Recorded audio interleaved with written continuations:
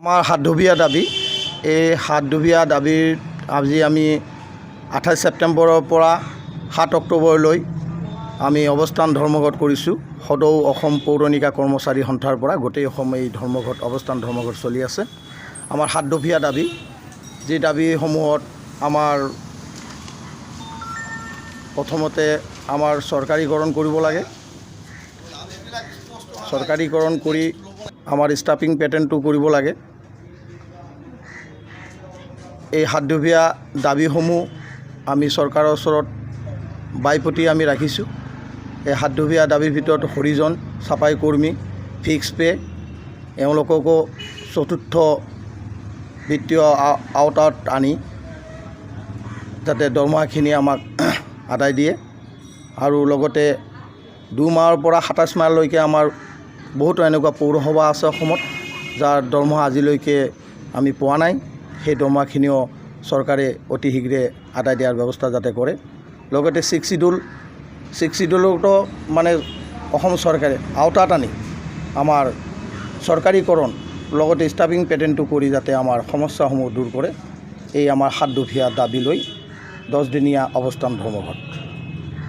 চৰকাৰে আপোনালোকৰ এনেকুৱা থকাটো ষ্টেপ নলয় তেনেহ'লে আমাৰ সদৌ অসম পৌৰ নিগম কৰ্মচাৰী সন্থাৰ কেন্দ্ৰীয় সমিতিৰ সিদ্ধান্ত মৰ্মে যেনেকৈ আগন্তুক দিনত আমাৰ আন্দোলনৰ কাৰ্যসূচী সিদ্ধান্ত গ্ৰহণ কৰে, এই সিদ্ধান্ত মৰ্মে আমি সদৌ অসম পৌৰ কৰ্মচাৰী সন্থাৰ সকলো পৌৰসভাৰ পৰা আমি এই আন্দোলন পৌৰ কৰ্মচাৰী সন্থাৰ পৰা আমাৰ এই 7 দিনীয়া অৱস্থান ধৰ্মঘট 10 দিনীয়া ধৰ্মঘট 28 ছেপ্টেম্বৰ 2020 ইংৰাজী তাৰিখৰ পৰা 7 অক্টোবৰ 2020 ইংৰাজী তাৰিখলৈকে এই 10 দিনীয়া অৱস্থান ধৰ্মঘট।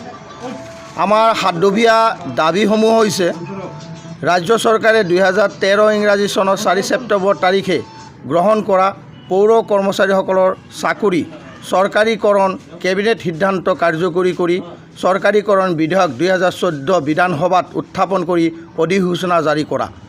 2 নম্বৰ, ৰাজ্যখনৰ পৌৰ কৰ্মচাৰীসকলৰ 3 মাহৰ পৰা সুদীৰ্ঘ 27 মাহ পৰ্যন্ত অনাদায় হৈ থকা দৰমহা অতি শীঘ্ৰে আদায় দিয়া আৰু মাহৰ শেষত পৌৰ কৰ্মচাৰীসকলৰ প্ৰাপ্য মাহিলী দৰমহা আদায় দিয়া নিশ্চিত ব্যৱস্থা গ্ৰহণ কৰা। 3 নম্বৰ, চতুৰ্থ অসম ৰাজ্যিক বিত্তীয় আয়োগৰ পৰামৰ্শ মৰ্মে 2013 চনৰ 4 ছেপ্টেম্বৰ তাৰিখে ৰাজ্য চৰকাৰৰ কেবিনেট সভাই অনুমোদন কৰা পৌৰসভাৰ সুনিৰ্দিষ্ট কৰ্মচাৰীৰ গাঁথনি ষ্টাফিং পেটাৰ্ণ চৰকাৰী অধিসূচনা জাৰি কৰা।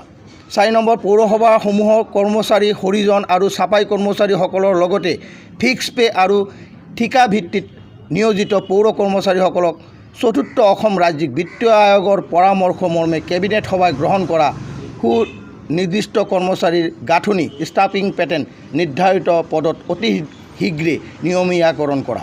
5 নম্বৰ, পৌৰসভাসমূহৰ নতুনকৈ নিযুক্তি প্ৰক্ৰিয়া বন্ধ ৰখাৰ বাবে ৰাজ্য চৰকাৰে বাৰে বাৰে নিৰ্দেশনা দিয়াৰ পিছতো উক্ত নিৰ্দেশনা অমান্য কৰি শেহতীয়াভাৱে অধিকাংশ পৌৰসভাই নীতি নিয়ম নোহোৱাকৈ অবৈধভাৱে যধে মধে দিয়া নিযুক্তিসমূহ অতি শীঘ্ৰে বাতিল কৰা।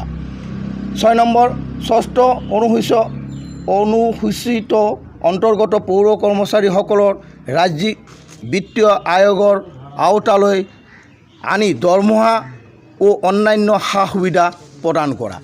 ৰাজ্যখনৰ অৱসৰপ্ৰাপ্ত পৌৰ কৰ্মচাৰীয়ে পাব লগা অনাদায় আৰু অন্যান্য সা সুবিধাসমূহ অতি শীঘ্ৰে আদায় দিয়া আৰু গুৱাহাটী পৌৰ নিগম কৰ্মচাৰীসকলৰ দৰে পেঞ্চন আঁচনি পৰিৱৰ্তন কৰা।